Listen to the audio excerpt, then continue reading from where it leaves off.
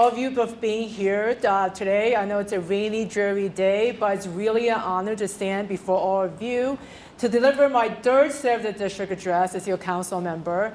Representing the district where I was raised and continue to call home is one of my greatest privileges in life.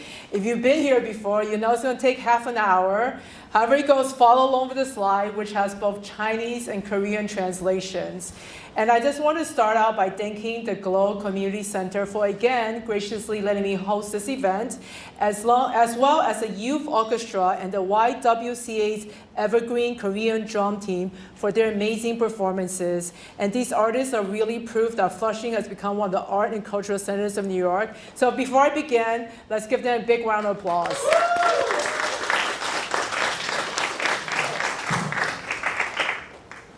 During the first year of my second term, I continued to hear from thousands of constituents who came to our office with their concerns, issues big and small. We secure property tax exemptions for senior citizens, help property owners settle their Department of Building violations. Over the past year, my staff helped hundreds of people recover tens of thousands of dollars in SNAP benefits that were stolen from them through fraudulent machines at grocery stores and other businesses. Money that they use to put food on the table for themselves and their families. And over the past 3 years, my focus has been on ensuring that services and resources reach every corner of our community. And together, we worked hard to bring meaningful programs to support District 20. This year, I allocated funding so representatives from the Quincy Asian Resources Inc. could be in my office more frequently to help people apply for critical government assistance programs. That ranges from affordable housing to free to low internet costs. And now people are getting the benefits they don't only need but entitled to. I'm also proud to fund pro bono legal services, including hosting attorneys from CUNY Law School and the Queen's Legal Services. As they've been since I took office, legal experts from CUNY Citizenship Now are in my office every Wednesday assisting people with their immigration and citizenship issues. We brought city government to Flushing. Representatives from the Housing Preservation Development were in my office helping people apply for affordable housing, while the Department of Finance, Office of Administrative Trials and Hearings, and the Department of Small Business Services offered their services directly to the people of District 20 over the past year. Hard-working entrepreneurs and business owners are the backbone of our local economy, and supporting them always has been a priority of mine since taking office. I'm proud of my partnership with the Queens Chamber of Commerce, which gives small business owners access to a specialist from the Small Business Resource Network. They're in my office twice a month. In September, I partnered with the Speaker's Office to offer free estate planning services right at the YWCA of Queens. Pro bono lawyers provided consultations and paralegal documents, including last wills and powers of attorney. Estate planning isn't just for wealthy, and judging by the overwhelming response my office received, there is a demand for these services in the community. More importantly, we deliver all these services in multiple languages, including Mandarin, other Chinese dialects, Korean, Spanish, to better serve our immigrant community. I believe that expanding access to local government goes hand in hand with inspiring civic participation in our communities. We need more bilingual and culturally competent people in all levels of government, especially here in New York City, fostering communication and understanding across our different communities. In an immigrant community like ours, people too often neglect regular medical checkups, so I partnered with several local organizations to provide free services throughout the year. We have hosted free prostate screenings, devoted the entire day in Kissena Park to wellness, invited the mammogram bus to Flushing, and distributed free flu vaccines in my office. And beyond these services, it has been just as important to me to meet you where you live, right in the heart of our neighborhoods. At events throughout the year, we distributed over 300 rain barrels, gave away hundreds of backpacks to students returning to school, and distributed helmets in Kissena Park to encourage safe bicycling. We welcome thousands of you to the always popular Fall Festival and enjoy the movies and live music together in our parks. In November, we worked with local sponsors to distribute nearly 600 turkeys to people and families in need. Later this month, we'll be distributing hundreds of toys to children and brighten the holidays. Every interaction, every story you share reminds me of why I love this district and why I'm committed to its success. 2024 was an amazing year. In 2025, I'm determined to continue to fight for the resources, services, and investment that will make this community an even better place to live, to work, and to raise a family. But before we do that, let's take a look at some of the challenges we faced during my first 3 years in office and how, with your support, I try to meet them head on.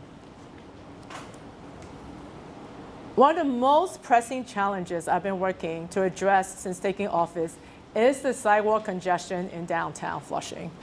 Our streets have become so crowded with unlicensed vendors and businesses that ignore the rules regulating the displaying of merchandise on sidewalk.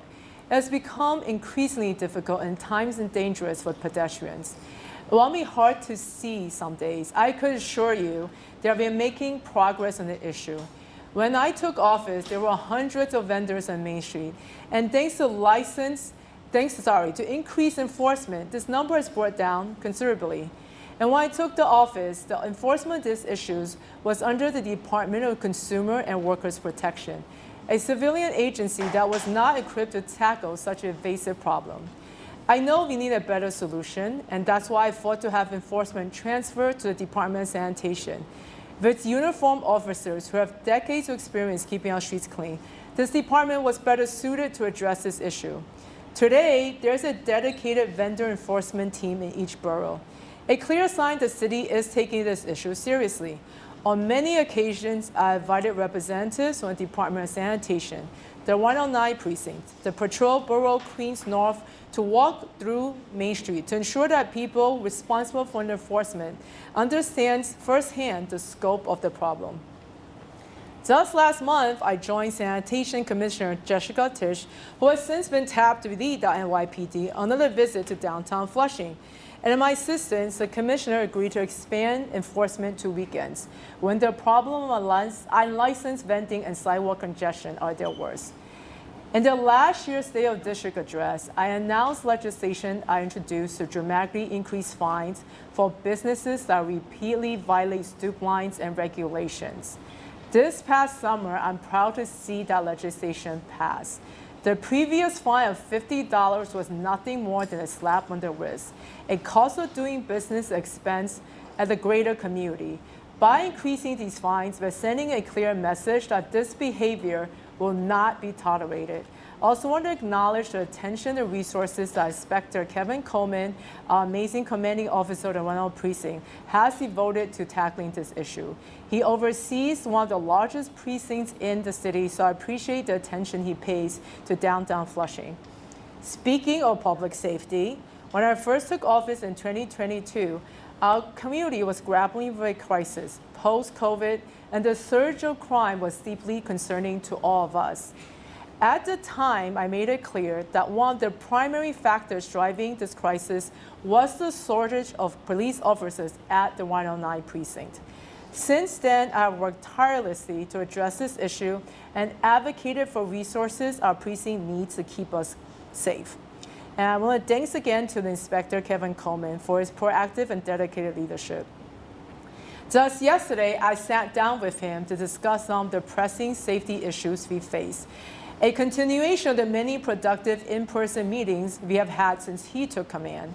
And thanks to his efforts and the hard work of the men and women under his leadership, we have seen a steady decrease in crime. This progress is a testament to his approach and dedication of everyone at the 109 Precinct. But let's be clear, while it's the responsibility of our police officers to protect, it is also a responsibility of city government to equip them with the tools and resources they need to do this critical work effectively. This is why in the last budget, I secured $211,000 to fund the additional Argus security cameras for the precinct. This is on top of the $312,000 I secured in FY 2024 budget for the same purposes. These cameras are invaluable. They deter crime, and when incidents do occur, they provide essential evidence that helps law enforcement to bring the perpetrators to justice. And we all remember the horrific incident in Kissena Park this June when a teenage girl was sexually assaulted in the broad daylight near two schools. And one of the key pieces of evidence that led to the arrest of a suspect was a photo recovered from a nearby security camera. And without that photo, without that camera, and without the courageous description provided by that victim or friend, the perpetrator might still be free in our community today. Stories like this reminds us why investing in public safety is so critical. Now, I want to highlight one significant step in ensuring the safety and quality of life of our residents: the establishment of a satellite precinct for the 109 precinct, operating out of the police academy in College Point. From the start, I supported the concept of a satellite precinct, but only if it truly enhances safety across our district without diverting critical resources from downtown Flushing or from the neighborhood surrounding Kissena Park. After thorough discussions with Inspector Coleman and monitoring the rollout of this initiative, I'm proud to report the satellite office has delivered on its promise, and then some. Since its opening, the satellite office allowed the 109 precinct to receive 66 additional officers. The original 109 precinct is now focused on patrolling the southern part of our district, which is where we are now, and while the satellite office takes on the calls from the northern part. The division of responsibility ensures that all our neighborhood receive the attention and the responsiveness that they deserve. And in just 6 weeks, we've already seen a remarkable result. Response time for 911 calls in downtown Flushing and neighborhoods to the south have dropped to up to 39%, a clear sign that these changes are making a real difference. Faster response time means safer streets, quicker interventions during emergencies, and a greater peace of mind for our residents. But the benefits do not stop here. With increased manpower, the inspector shared his plans to double the efforts on vendor enforcement unit starting in 2025. As we move forward, I'm committed to continue this partnership with the inspector and the officers of the 109 precinct. And I'm together confident that we will build on the progress that we've already made to drive down crime in Flushing and beyond. Now, I want to address this issue that I heard from many of you: trafficking in Flushing. This is an issue I heard from constituents, families, visitors in our district: the growing presence of sex workers in the streets of Flushing. First, let me assure you that I hear your concerns and share them. While I understand the frustrations many of you feel seeing sex workers and promoters on our streets, this issue is a complex one that requires some explanation and context. We must recognize many of these sex workers are the victims of human trafficking, primarily Asian women. These women are often deceived into coming into the United States with the promise of legitimate jobs and are sometimes even sold and bought here against their will. Upon arriving in Flushing, they are trapped in a cycle of exploitation. Some take out loans based on promises of work, only to find themselves coerced into fulfilling impossible contractual obligations. Traffickers force them to pay exorbitant interest rates, often using drugs as a control mechanism, and ultimately pushing them into sexual services. Traffickers also use threats, including endangering the women's families abroad, or misrepresenting U.S. immigration laws to instill the fear of incarceration. As this exploitation continues, the women's debt and interest grow, ending and upward spiraling. And my office has taken this issue seriously. We have convened meetings with the FBI, the Department of Homeland Security, and IRS. We have engaged with the NYPD's Vice Unit and partners in not-for-profit like Garden of Hope, KFFSC, and most recently a national organization called the Network. And it is clear that issue cannot be resolved easily, as traffickers could quickly police any sex workers who are removed. To truly address this crisis, we must focus and identify, arrest, and prosecute the organizations actually behind this horrific industry. Just before I took office in 2021, our community experienced a devastating tragedy. Several flooding around Kissena Park caused extensive property damage and tragically took the lives of a family of 3 who were unable to escape. That moment and others like it has served as a sobering reminder to all of us of the growing impacts of climate change. Since then, we are reminded on several occasions of the damage and heartbreak that extreme weather events can cause. These events are becoming more frequent and they pose a direct threat to our community. But while climate change is not going away, it does not mean we cannot plan for a more resilient future. I've been working with the Department of Environmental Protection to address the chronic flooding with both short-term and long-term solutions. In 2023, Kissena Park was selected to receive several cloudburst management projects aimed at managing stormwater during periods of intense rain. And in May of this year, I hosted a town hall of the Commissioner of Department of Environmental Protection at PS 24. The agency shared the work that's being done to address this critical issue. And I'm proud to say we are equipping our neighborhoods with some of the latest stormwater management technologies.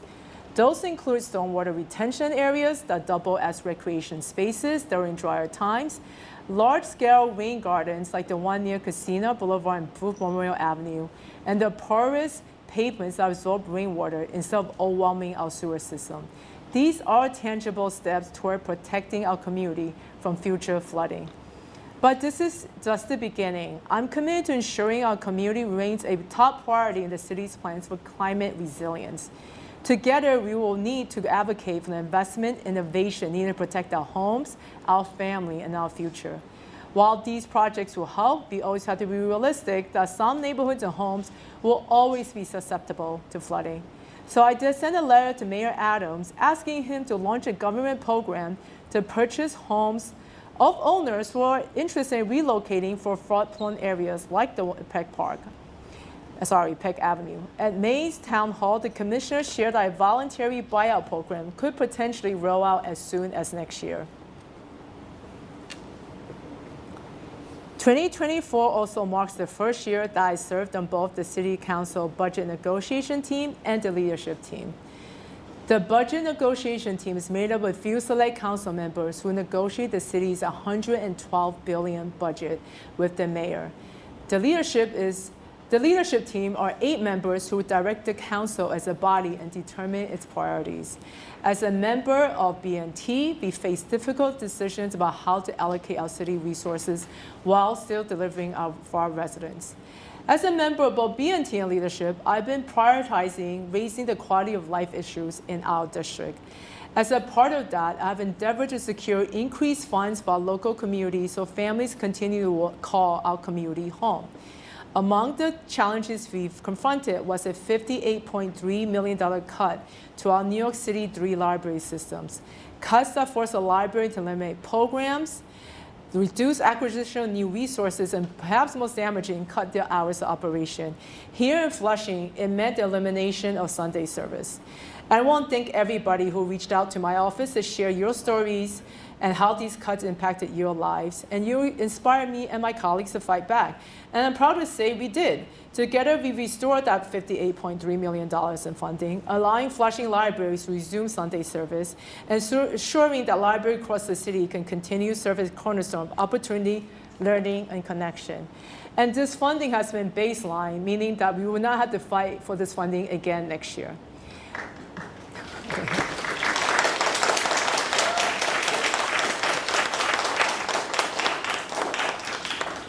But we didn't stop here, and I'm proud that during my first 2 years in the office, I've been able to secure nearly $50 million for capital improvements to our schools, expansion of our open spaces, and vital services so District 20 can rely on. As many of you know, I made funding to our community's park as a major priority. This year, we celebrated the reopening of the Bland Playground in downtown Flushing. We also began discussing the renovations of Weeping Beach Park on Bond Street, which helped I fund. Perhaps the most exciting of all, I'm thrilled to have been able to secure a game-changing $11.9 million investment in the Eastern Queens Greenway. This brings the total investment in that greenway since I took office to over $25 million. Once completed, this greenway will act as a vital artery connecting our community's many parks. Children and families will be able to walk or ride from Flushing Meadows Corona Park through Kissena Park to Cunningham Park, Alley Pond, and Little Bay Park under the Drogs Neck Bridge. And this isn't just about beautifying our green space or creating a wonderful new running path. It also serves an important mode of transportation throughout Eastern Queens. The need for this infrastructure in Flushing was made clear in the Salt and Kissena Park.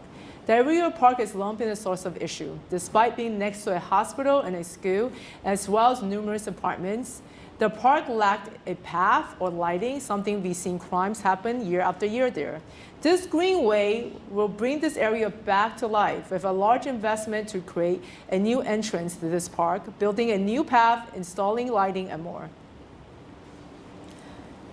Now, as someone who went to all the public schools here and right here in this district, I know a good education is the key to success for children because we know this is the future of our community.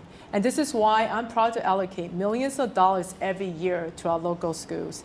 This year, I'm particularly proud of the $1.1 million allocation to PS 177, which is the Robin Sue Ward School, which is a second home to 500 students with autism, emotional and behavioral challenges, and intellectual disabilities. This funding will provide for an art room remodel, new auditorium, and bathroom renovations to create spaces better equipped to meet their needs. I also allocated additional $1 million for auditorium remodels at Flushing High School, PS 162, PS 214, and PS 22. Auditoriums are spaces where school communities come together to celebrate milestones and where students can take their first steps into a stage to act, to sing, to dance, or play an instrument. I also allocated $950,000 for technology upgrades at PS 242, 162, 214, 20, 244, and 22. This investment will ensure that our next generations prepare for the economy of the future and have the skills to navigate an increasingly digital world defined by AIs and semiconductors. Flushing is the busiest bus to train transfer point in the entire city. Main Street and Roosevelt Avenue is the third busiest intersection in New York behind Times Square and Union Square. The tens of thousands of people passing through Flushing every year creates vibrant streets. It also makes keeping those streets clean an immense challenge. Securing money in the budget for those services is paramount. I was able to secure $145,000 for the Flushing bid to provide additional cleaning services and graffiti removal, and another $160,000 for the Department of Sanitation to provide mobile litter patrols to target illegal dumping across the street. I also allocated $5,000 for the Sanitation Department's new better bins, which help prevent rats in our community. My office also allocated $10,000 for events that allow community members to dispose the electronic waste conveniently and near their home. At almost all these events over the past 3 years, residents have dropped off thousands of pounds of electronic waste that have otherwise been in the landfill. Lastly, I allocated $8,000 to Queens Economic Development Corporation for graffiti removals. With these funds, we've been able to clean local small businesses and get rid of graffitis with offensive language across the district.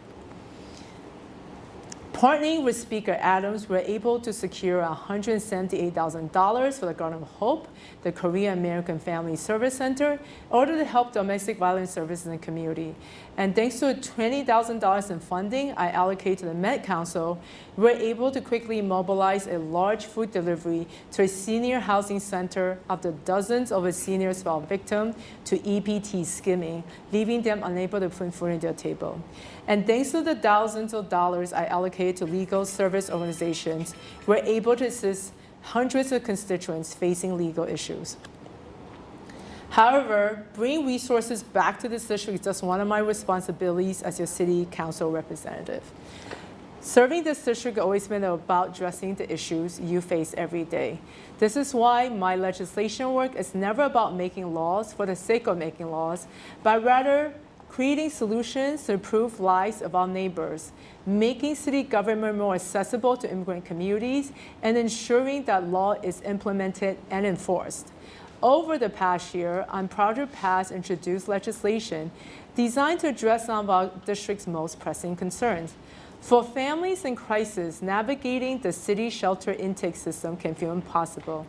Too often, families with young children are forced to travel long distance to the PATH intake center in the Bronx, missing work or school along the way.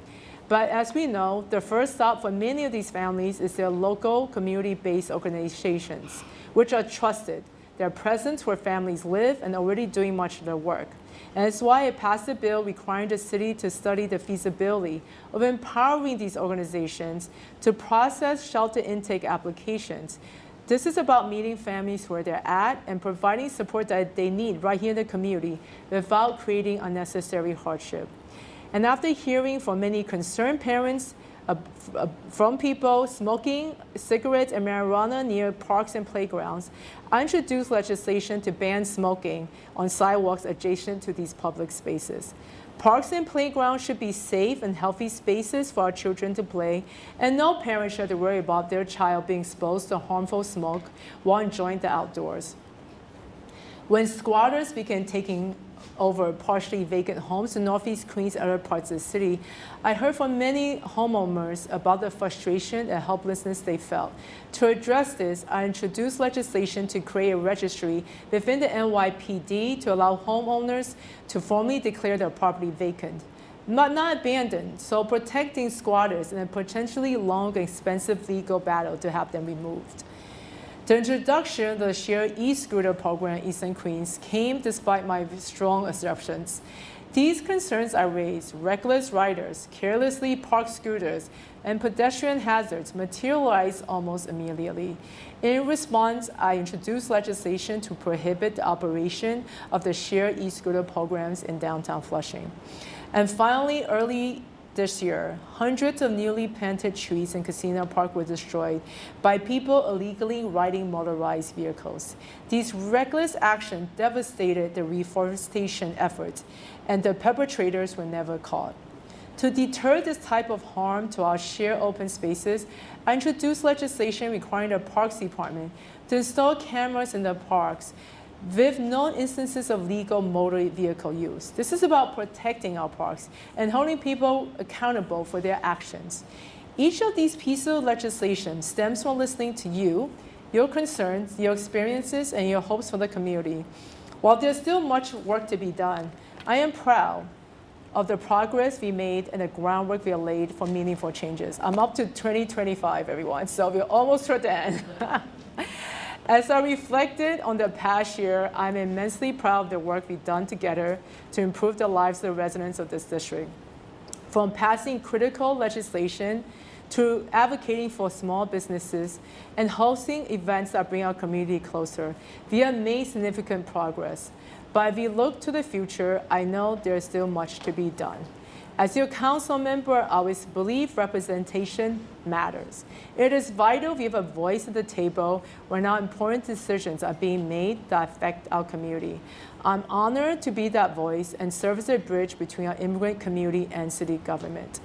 As the only Asian American member of the Speaker leadership team and the budget negotiation team, I will continue to ensure that city agencies have the resources that they need to do their jobs effectively. Take, for example, the Department of Sanitation's Vendor Enforcement Unit. It was formed to address the growing issues of unlicensed vending on public sidewalks.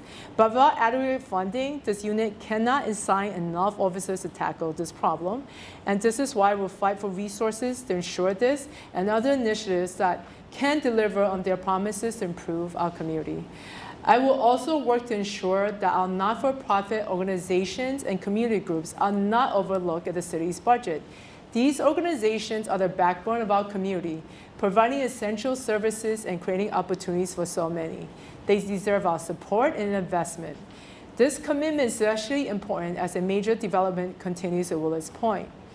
While Willets Point may not be within this district, the economic opportunities from these projects have potential to transform the surrounding neighborhoods, and I'm determined to make sure Flushing benefits from this transformation.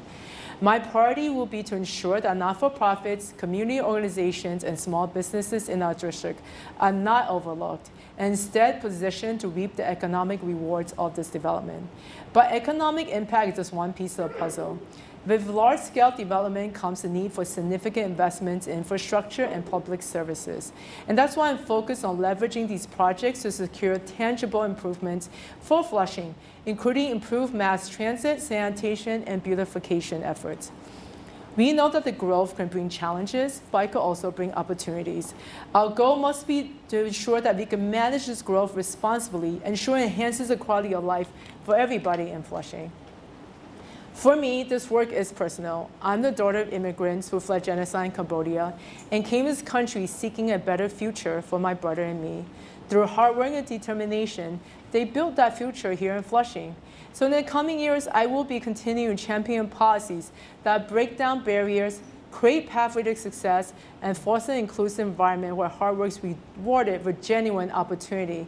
And I look into this audience, I do see so many dedicated and committed community members, and together I know we can meet any challenges that come before us. I'm inspired by your passion and your energy and your unwavering commitment to make our community better. I'm excited about the work ahead and the positive impact we could create together. And I promise you this, I will continue to work tirelessly to justify the trust you have placed in me as your representative. Thank you for allowing me to serve you, and thank you for being such a vital part of what makes this community great. Oh, wow. And before I truly end, I have to, of course, thank my amazing office. I think you guys all know them because they've been amazing, so I'm going to go around the room. Everyone knows Shane, my communications director. Alexander, my chief of staff. Rosie, who does my scheduling and works for community. I see Dan right here. You know her. She does such amazing work in Constituent Services. And I know there's Rushia and Wushan, who's our newest member of our team. So I really want to thank all of you for making this an amazing third year. I want to wish all of you a really happy and safe holidays. Thank you so much.